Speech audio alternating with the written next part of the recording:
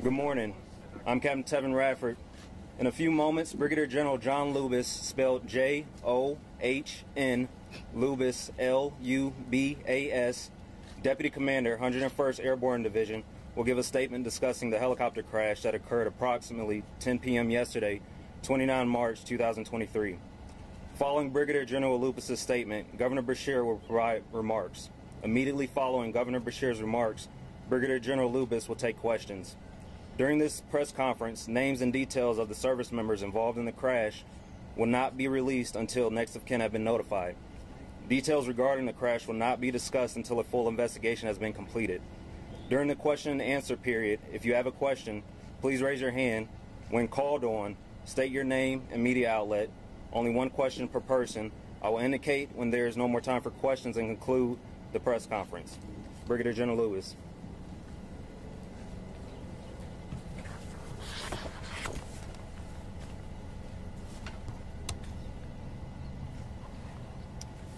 Good morning, ladies and gentlemen, and thank you for being here. I would like to provide a summary of the training accident that occurred last night involving aircraft from the 101st Airborne Division.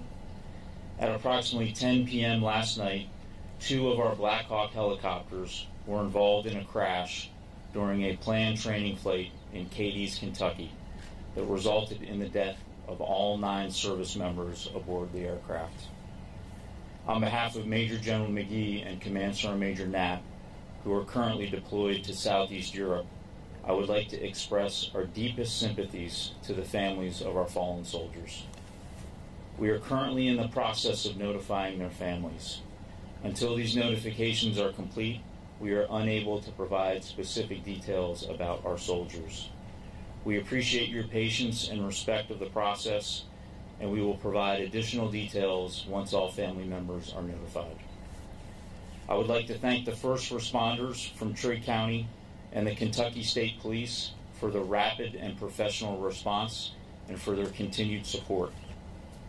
The Army has deployed an aircraft safety team from Fort Rucker, Alabama, who will arrive later today and will immediately initiate an investigation to help us understand what caused this crash in order to prevent accidents like this from happening again.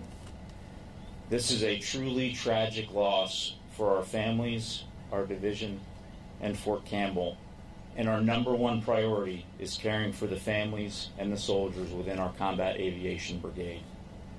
Our entire Fort Campbell community is surging resources in support, and our thoughts and prayers are with these families and these soldiers during this difficult time. Ladies and gentlemen, Governor Beshear would like to deliver some short remarks.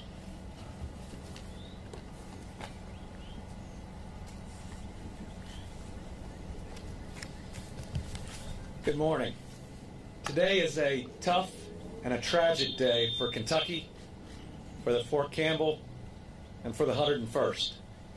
The 9 individuals we lost are children of God. They will be mourned and missed by their families, by their communities.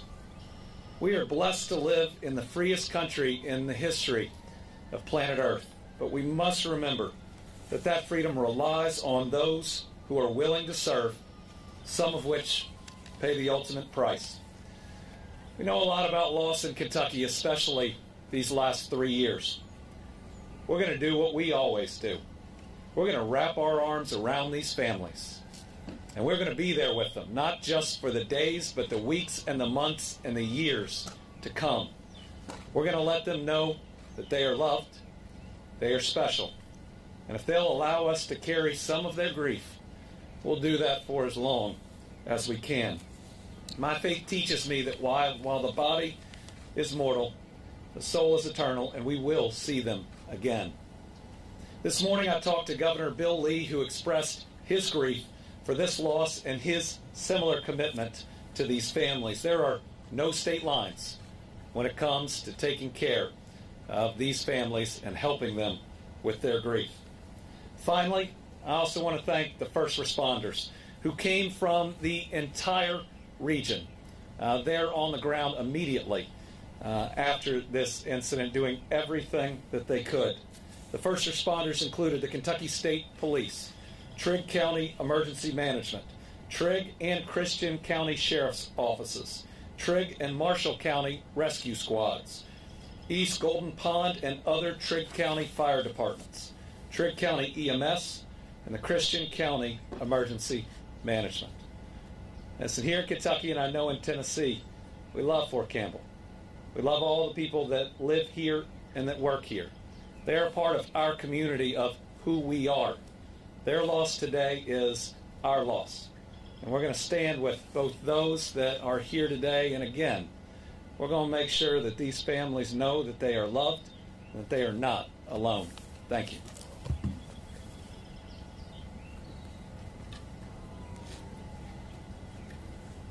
Ladies and gentlemen, I'm prepared to answer your questions.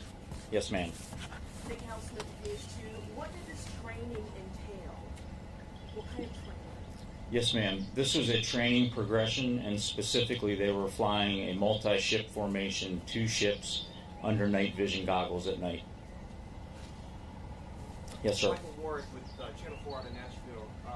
For folks unfamiliar with the training exercises, is it typical to have that many people on a helicopter? Was it 5 and 4, or how many were on each helicopter? And is it typical to have that many on a helicopter in that sort of training exercise? Yes, sir. It was 5 and 4, and that is fairly typical.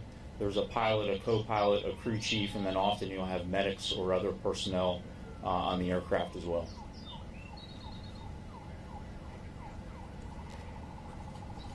Yes, ma'am. Hi, Jacqueline with ABC News. Do you have any, or can you shed some insight onto the conditions perhaps leading up to the crash, or do you have any insight into what caused this crash?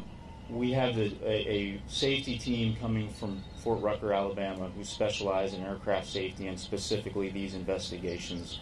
We hope to have them on the ground sometime later today, and they're bringing a very diverse and talented team that will look at every possible contributing factor. And I think in a short time we will have a much better understanding of what may have contributed to this accident. Yes, ma'am. Are all of military personnel on these helicopters based here in Fort Campbell, or some other installations?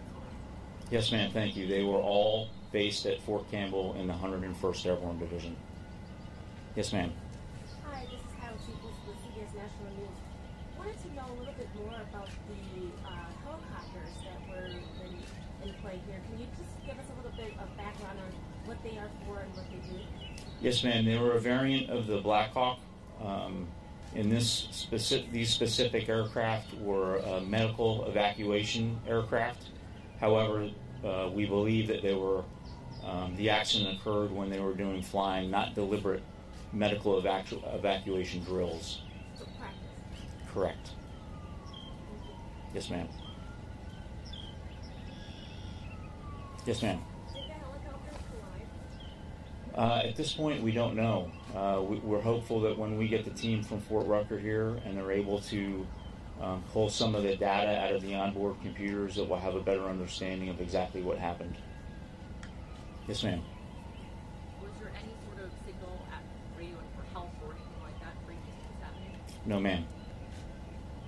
Yes, ma'am. Could you please describe the location as to where the crash happened? Was it in any proximity to residential properties? Yes, ma'am. Despite our losses, we were lucky because they were able to land in an open field across from a residential area. So thankfully there were no additional casualties or injuries as a result of the aircraft crash.